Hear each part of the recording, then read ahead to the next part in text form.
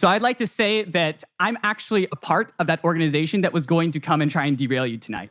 I didn't hear a single thing, though, that constituted an attack on queer or trans lives or an attack on me personally. So I don't know what they were on about there. Moreover, everything that you have said on gender identity, gender expression, John Money, pronoun usage, what else? The sex gender distinction, you are 100% correct.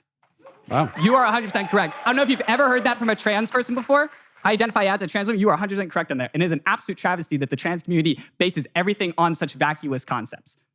My thing is, though, is I don't agree with your conclusion. I don't agree with it. But more so, the reason why I don't is less a matter of argumentation and more so a matter of method. You've stated time and time again that your approach to this is to try and keep things simple and uncomplicated, as in you don't try and engage with the nuance of the position of trans people. But that's exactly how my org treats you. They don't think that your arguments are worth looking at because they cast you as a transphobe. I did otherwise, and I looked, I'm like, yeah, no, this guy's absolutely correct on all these things. So which conclusion are you? You said you disagree with my conclusions. Well, it's the conclusion that of the model that you're postulating of gender.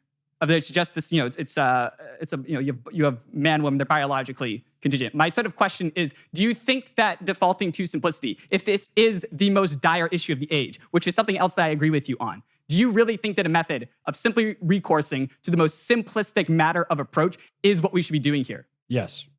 Really? Yeah, I do. You because, don't think... I mean, I appreciate, I appreciate everything that you said, and I appreciate your attitude. I very rarely encounter your attitude from that side of the ideological aisle. So I appreciate that. But yeah, I do think that making it simple is the right approach because, to my view, it is a very simple question. Now, if you want to get into the personal experiences of each individual and someone who's experiencing gender dysphoria, and what do we do to treat that problem? Sure, there's all kinds of personal, subjective nuances and things like that. If my child came to me and said that they were confused about their identity, I wouldn't just say, get out of my face. I would want to sit down and talk to them. And that's when you get into, that becomes a sort of an interpersonal exchange. And so you get into some of those personal nuances and everything, and that's fine. But the underlying fact, the underlying reality is simple, that there are only males and females in the human race. There are no other categories. There is no third sex. It doesn't exist. Even though we hear about intersex people, an actual intersex person would be someone who has the reproductive capacities of both men and women, males and females. Such a person has never existed, ever. So what I see here is a binary system, and in that way, it's very simple, and I think that has to be our message. Yeah.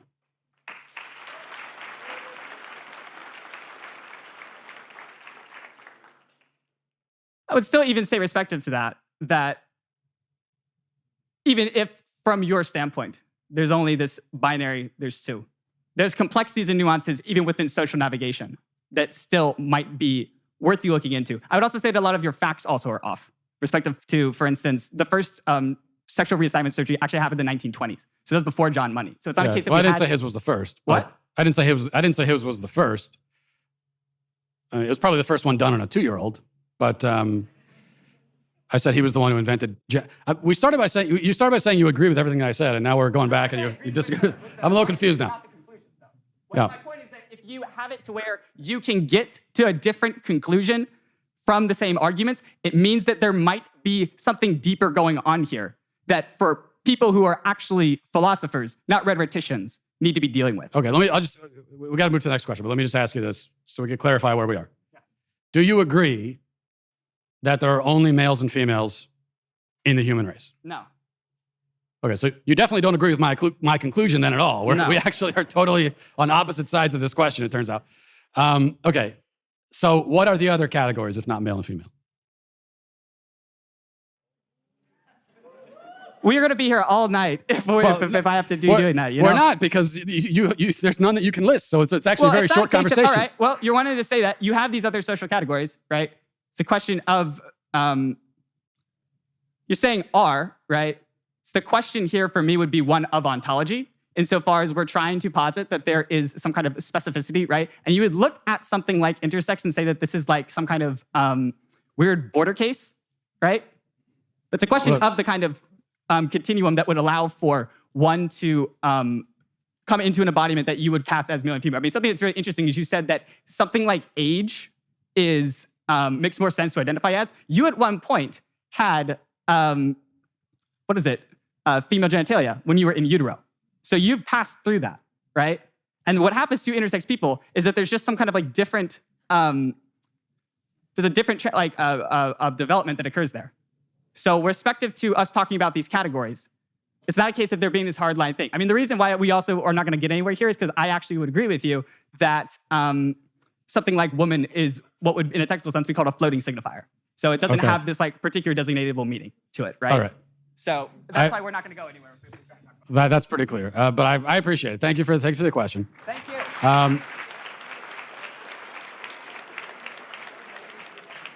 I just want to make just two quick follow-ups on that. Is that one thing? I think that this is a tactic that you encounter on the left all the time when it comes to gender, which is to try to obscure it and make it sound complicated and to throw a lot of, these sort of abstract ideas into it. And from what I've discovered, and this conversation didn't change my view at all on that, is that that's the only tactic they have, right? Is to just try to make it seem complicated, but yet while also not offering any alternative answers at all. And the final thing on intersex, because maybe someone else will bring this up, just so we could get that question out of the way, because it always comes up. Number one, intersex, that category has nothing to do with trans, right? Trans man or trans woman is a biological male who identifies as a female. So even if I were to agree that intersex people are some sort of exception, that would do nothing to vindicate the trans man, because that's a different category. But as it turns out, intersex people are not an exception. These are people who suffer from a deformity, from a condition. Just like someone might be born with one arm rather than two. That does not negate or undermine the fact that human beings have two arms. But if someone is born with only one, then you know that something went wrong along the way. They ought to have had two, but they didn't because something went wrong. So a deformity or a sickness doesn't undermine the principle that we're dealing with.